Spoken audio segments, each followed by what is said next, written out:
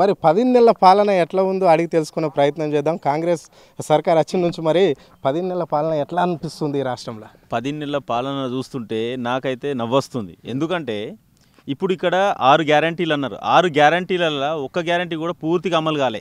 పూర్తిగా అమలు కావడం బస్సు ఒకటి మాత్రం అమలు చేసినట్టు కనిపిస్తుంది. అదైతే ఆధార్ కార్డులు పట్టుకొని మంచిగా ఆడోళ్ళు అయితే పోతున్నారు. వాళ్ళు ఏదో వాళ్ళ షాపింగ్లో అవి చేయడానికి పోతున్నారు వస్తున్నారు తప్ప వాళ్ళ సొంత ప్రయోజనాల కోసం అయితే పోయినట్టు అనిపిస్తుంది. ఆ బస్సు ఫ్రీ ఒకటి. ఆ రెండవది బస్సులో కూర్చుందామంటే జాగలేని పరిస్థితి. ఇబ్బందులు అయితే చాలా ఇబ్బందులు పడుతున్నాం. ఇప్పుడు ఈ మహాలక్ష్మి పథకం బస్సు అంటున్నారు. ఆ బస్సు పథకం సక్సెస్ అయినట్లన్నా? పథకం సక్సెస్ అయినట్టు ఎట్లా అవుతుంది? ఇప్పుడు మేము కూర్చుంటున్నాం, ఇప్పుడు ఇంతమందిని కూర్చున్నాము, ఆడవాళ్ళు పోతున్నారు, అందులో కూర్చోడానికి ప్లేస్ మేమేమంటున్నాం అంటే బతుకం మంచిగానే ఉన్నా మాకు ఇబ్బందులు అవుతున్నాయి కదా. మా ఇబ్బందులు కూడా తీర్చేటోళ్ళు లేకుండా అయిపోతున్నారు పరిస్థితి. ఇంకొకటి 6 గ్యారెంటీలల్లో ఇప్పుడు రుణమాఫీ అన్నారు. రుణమాఫీ ఎక్కడ కరెక్ట్గా అయింది? ఎంతమందికి అయింది? ఇప్పుడు 2 లక్షల పైన ఉన్న వాళ్ళకు కూడా రుణమాఫీ 2 లక్షల లోపు చేస్తామన్నారు. 2 లక్షల లోపు ఉన్న వాళ్ళు కూడా చాలా మంది ఉన్నారు. ఇక్కడ చాలా మంది రైతులకు మాఫీ కానులు కూడా ఉన్నారు. వాళ్ళకు కూడా కాలేవు. అంటే దాదాపుగా మీరు ఇక్కడ ఈ గ్రామానికి పెద్ద మనిషిలాగా సర్పంచ్ అంట. సో ఇప్పుడు కాదు మా నాన్న సర్పంచ్. అదే సో ఇప్పుడు మీ దగ్గరికి లిస్ట్ వచ్చి ఉంటుంది రుణమాఫీ అంశం పైన. మీ ఊర్లో ఎంతమంది రుణాలు తీసుకున్నారు, ఎంతమందికి అయింది 2 లక్షల రూపాయలు అని చెప్పేసి చెప్తుంటారు కదా. ఎట్లా ఉంది మరి మీ గ్రామం పరిస్థితి? దాదాపు ఒక 70-80 మంది దాకా మా దగ్గర లిస్టులో 78 మంది దాకా రుణమాఫీలు కాలేవు.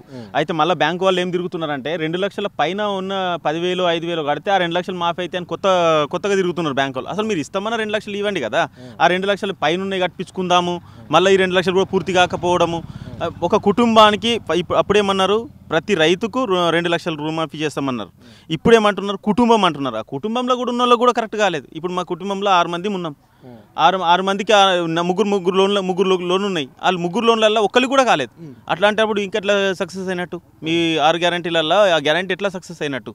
సరే ఇప్పుడు ఇస్తామన్నది కూడా ఇంకా పూర్తి కాలేదు కదా. ఇప్పుడు 6,000 పెన్షన్ ఇస్తామన్నారు. పెద్ద మనిషి ఉన్నాడు, వికలాంగులకు 6,000, వీళ్ళకి 4,000 రూపాయల పెన్షన్ ఇస్తామన్నారు వృద్ధులకు. వృద్ధుల పెన్షన్కు ఇప్పుడు ఎంత వస్తుందో వీళ్ళకి అడగండి. అదే కేసీఆర్ ఇచ్చిన 2,000 పెన్షన్ తప్ప ఇప్పటి వరకు 4,000 ఇచ్చింది ఏమైనా ఉందా? 10 నెలలు అయింది. మీరు 10 నెలలు కలుపుకొని మొత్తం యాడ్ చేసుకొని మీరు ఇస్తామంటున్నారా? లేకపోతే మేమేమంటున్నామంటే రైతు పక్షాన కానీ ఇప్పుడు పెన్షన్దారుల పక్షాన కానీ మేము కొట్లాడేది ఏంటంటే ఇప్పటి వరకు 10 నెలల నుంచి ఇవ్వని పైసలను వీళ్ళకు 2,000 యాడ్ చేస్తూ మొత్తం కలిపి ఒకసారి ఎప్పుడు ఇస్తారో ఇవ్వండి. లేని పక్షంలో డిసెంబర్ తర్వాత మళ్ళీ ఈ రైతులు మాఫీ కాన వీరి పెన్షన్దారులను మాత్రం ఖచ్చితంగా తీసుకుపోయి ధర్నాలు చేస్తాం. అవసరమైతే కలెక్టర్ ముట్టడిలు కూడా చేస్తాం. అంటే మరి రైతు బంధు ముచ్చట ఏంటి? రైతు బంధు ఇప్పటి వరకు రైతు బంధు మూడు దపాలు కావాల్సింది మాకు. అయితే ఏదో ఒక దప అయిందని అందులో కూడా పూర్తి కాలేదు. ఇప్పటి వరకు రెండు అయితే కంపల్సరీగా అయ్యేది. ఇప్పటి వరకు రెండు అయితే మాకు రాలేదు. ఇప్పుడు పంట పెట్టుబడి సాయం కిందనే ఇస్తారు ఏది ఇచ్చినా.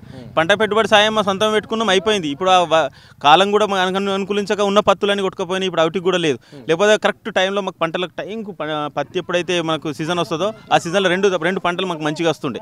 ఇప్పుడు అవి కూడా లేదు మాకు. అంటే పంట నష్టం కింద పైసలు వేస్తామన్నారు. అంటే ఇక్కడ అధికారులు కావచ్చు ఎవరైనా వచ్చి ఈ లిస్ట్ తీసుకొని పోయి సర్వే చేయడం జరిగిందా? ఇప్పటి వరకు వచ్చి మండల అధికారులు వచ్చి పలాని పంట దగ్గరకు పోయి ఈ పంట ఖరాబ్ అయింది, ఇది ఇక్కడ లేదు, ఇక్కడ కొట్టుకపోయింది అని తిరిగి చేసిన లేరు. అప్పుడు అగ్రికల్చర్ ఆఫీసర్ ఎట్లుండే మా ఇప్పుడు ఏంటంటే గత ప్రభుత్వంలో కేసీఆర్ పాలనలో ఏదన్నా పోతే ఇల్లు కూలిపోతే ఇంటికాడికి వచ్చి సర్వే చేసుకొని పోయారు ఎంఆర్ఓ ఆఫీస్ నుంచి. లేదంటే పంట కొట్టుకపోతే ఆడికి వచ్చి చేసారు. కానీ ఇప్పుడు ఈ గవర్నమెంట్లో అయితే ఒక్కసారి కూడా ఏ మండల ఆఫీసర్ మండల అధికారులు కూడా ఇప్పటివరకు వచ్చి అడిగి తెలుసుకున్న దాఖలాలు అయితే లేవు. అవునా?